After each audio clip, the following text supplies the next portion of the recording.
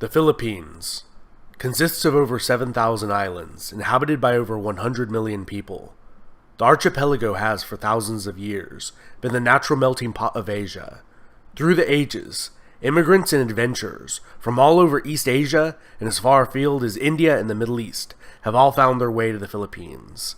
Shaped by the geography, the earliest cultures to form in the Philippine archipelago were small bands of independent and skilled seafarers.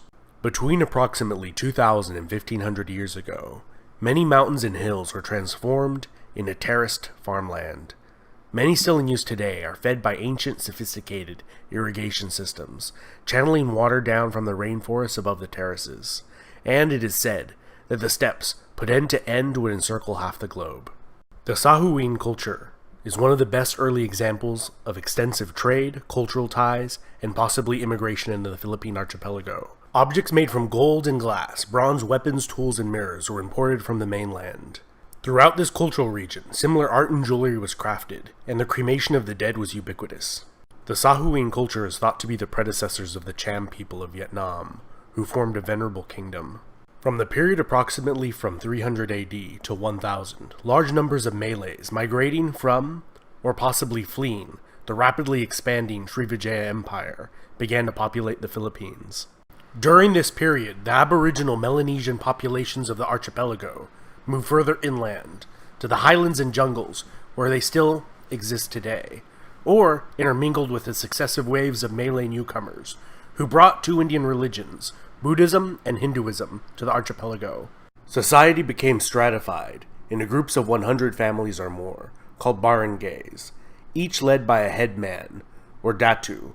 Several datus were led by a raja, who led several barangays, called a bayan. These kingdoms became extremely wealthy and had trade relations with the entire Eastern world. Paramount among these seems to have been the cosmopolitan city-state and trading hub of Tondo, located on the island of Luzon. The earliest written record discovered in the Philippines, the Laguna copperplate inscription, mentions the state of Tondo and is written in a script combining elements of Sanskrit, Old Javanese, Malay, and Tagalog. The barangays of Tondo were led by a lakan instead of a raja, and were democratically selected from among the datus of each barangay. Tondo expanded to control much of the island of Luzon, forming alliances and striking trade bargains to expand their territory just as often as through warfare. Formed from several ethnic groups, the Ifugao in the highlands of Luzon formed the longest-lasting state in the Philippines. This self-sufficient, landlocked state lasted for over 1,000 years and was ruled over by a council of elders. Several other long-lasting states formed throughout the Middle Ages, including Mai, who held diplomatic relations with Song Dynasty China, until Tondo secured a monopoly on trade with China in the archipelago. The Madhas Confederacy was originally a vassal state of the Srivijayan Empire. They would wage war on the Chinese Imperial Navy and raided the southern Chinese coast. They also were Tondo's most significant rival in the region, and fought several wars against them. Here the longest and oldest surviving epic poem from the region was composed, recounting the deeds of an ancient hero. The Rajanate of Cebu was founded by a minor prince of the southern Indian Chola dynasty that occupied the island of Sumatra far to the south. He was sent to establish an expeditionary base. Instead, he rebelled and carved out an independent Rajanate for himself. The Rajanate of Bhutan was known for its mining of gold, its gold products, and extensive trade networks, reaching the civilizations of modern-day China, Japan, India, Indonesia, Persia, Cambodia, and Thailand. During this period, large gold deposits were discovered throughout the Philippines, and gold ingots and bracelets of different sizes were commonly used as currency throughout the region. The kingdom of Cabalawan was a Ming dynasty tributary, and as time went on, they had an increasingly hostile relationship with Tondo. In the early 1400s, the Sunni Islamic Bruneian Empire began to expand into the Philippine archipelago, and around the year 1500, established the semi-independent Rajanate of Manila as a competitor to Tondo's maritime dominance in the region. Built directly across Tondo on the opposite banks of the Pasig River Delta, Manila would gradually supplant Tondo, which fell under increasing Bruneian influence. The Sultanate of Maguindanao formed in the south, ruled over by a hereditary line of sultans that maintained very favorable relations with the Dutch and English for over 3 centuries, until finally falling to the Spaniards in the 19th century. In 1521, a Spanish expedition that would go on to be the first to circumnavigate the planet reached the Philippines. It was led by the Portuguese, Fernão de Magalhães. The Raja of Cebu declared allegiance to the Spanish crown and converted to Catholicism. The nearby small island of Mactan was not as amicable and killed Fernão as they disembarked with a small attack force on the island. The Spaniards left but would return quickly, sending 5 subsequent expeditions, and in 1543, Ruy López de Villalobos renamed the islands Las Filipinas after Philip II of Spain.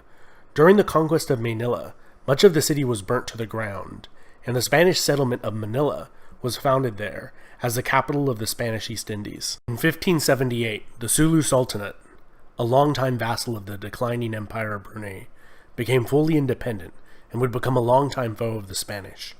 The Sultanate of Sulu became notorious for the so-called Moro raids, pillaging and taking of slaves. The Spanish would burn down their cities several times, only to have new bases of operations sprout up on different islands. By the mid-1600s, Manila was a bustling port city, as galleons crisscrossed the Pacific Ocean, leaving from Acapulco, in modern-day Mexico, filled with silver, mined there and in Potosi, and returning from Manila, filled with luxury goods such as porcelain, silk, and spices. Spanish territory would slowly expand, defeating a series of Dutch attempts to seize Manila. The British did seize it for a short while during the 7 Years' War, only to return it after the war had ended, and the treaty stipulated that they do so. Over the centuries of Spanish rule, Spanish became the primary language used in the Philippines. Many of the regional dialects and scripts completely disappeared over time. Following the Spanish-American War and period of U.S. military rule, the Philippines became an American territory, and in 1935 became an American Commonwealth. During the brutal Japanese occupation of the Philippines in the Second World War, 500,000 to 1 million Filipino civilians were killed. In 1943, the Japanese set up a short-lived puppet state. After the war, the Philippines returned to being an American Commonwealth. And in 1946, a Philippine Republic was established, which was replaced by the dictatorship of Ferdinand Marcos, who ruled as a dictator under martial law from 1972 until 1981, and held the position of president for over 20 years. His regime was infamous for its corruption, extravagance, and brutality. Eventually, public outrage boiled over, and in a snap election, he was removed from power and fled to Hawaii. He was replaced by Maria Corazon Aquino, the wife of a murdered opposition leader, who returned to face Marcos. She has been followed by 5 more Philippine presidents, and that was a lightning-fast overview of Philippine history. And this has been Epimetheus. I hope you enjoyed it. Huge thanks to all my patrons on Patreon and subscribers who make this channel possible. Don't forget to leave a like and comment as you like.